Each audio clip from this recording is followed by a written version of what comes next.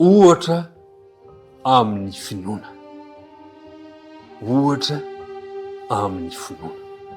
Manasanao, manasam-panajana, mpitiavana mba hanaraka izany hatramin'ny farany isika rehetra.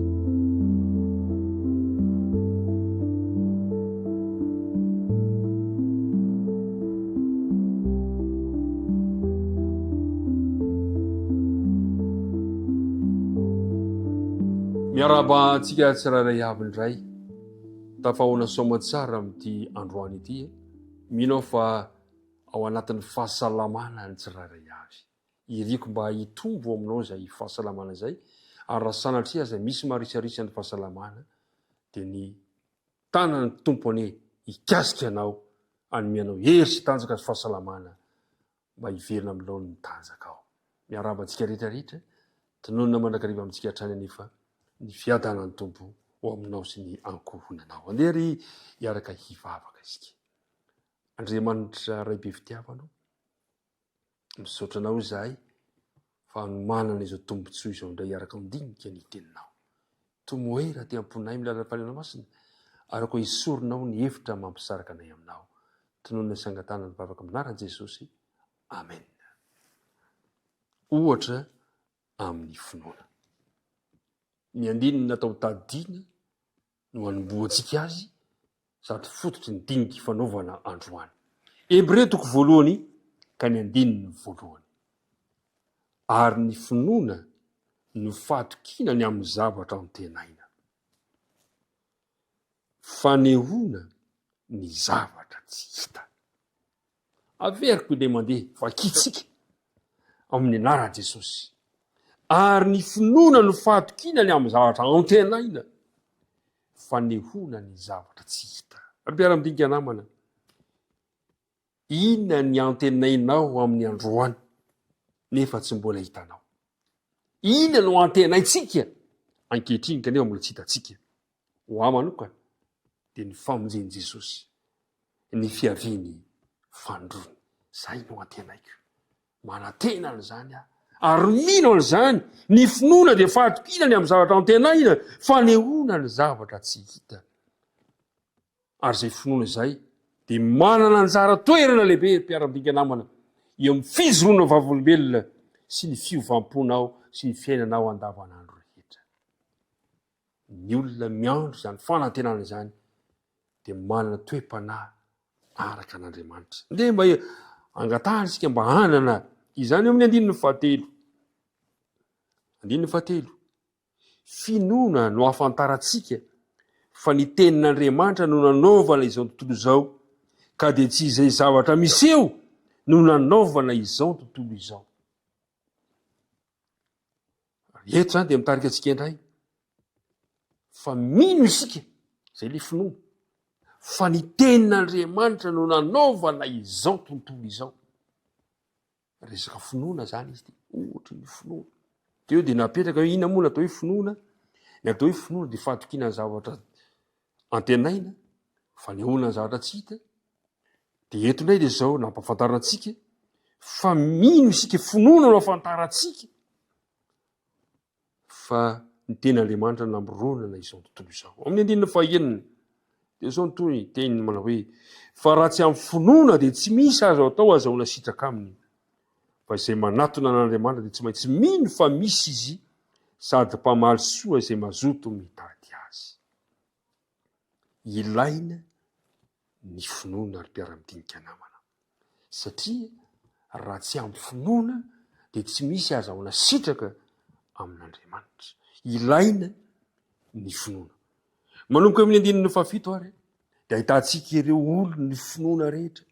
Manomboka amin'ny andininy fahafito ka hatramin'ny andininy fahaefapolo dia ahitantsika ireo karazan'olona, ao ry Noa, ao ry Abrahama, ao ry Sara, ao ry Isaka, ao ry Josefa, ao ry Mosesy, maro dia maro izy ireo.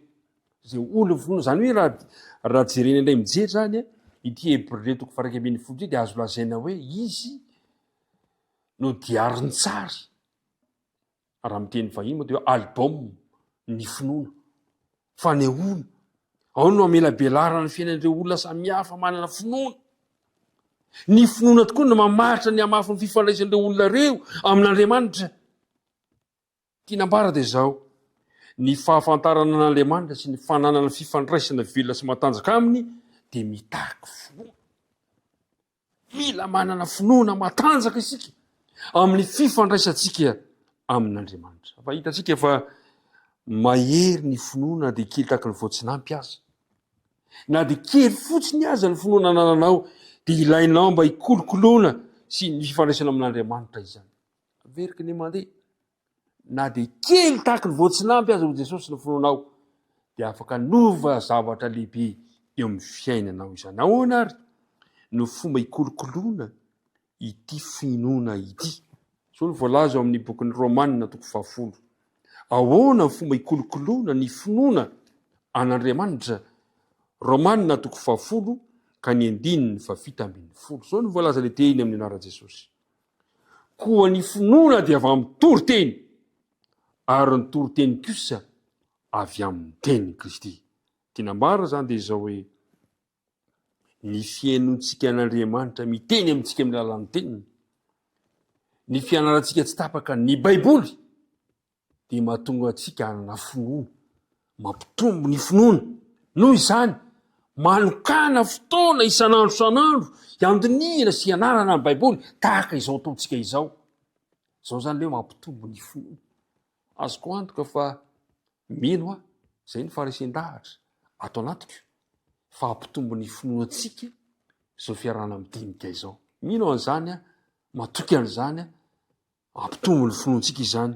Faharoa, ao amin'ny filazantsara ny liko 7:20. Filazantsara ny liko 7:20. Ahoana ny fomba hikolokoloantsika ity finoana ity? Liko 7:20 ka ny 9:5. Aroy ny apôstôly tamin'ny tompo, ampitomboy ny finoanay.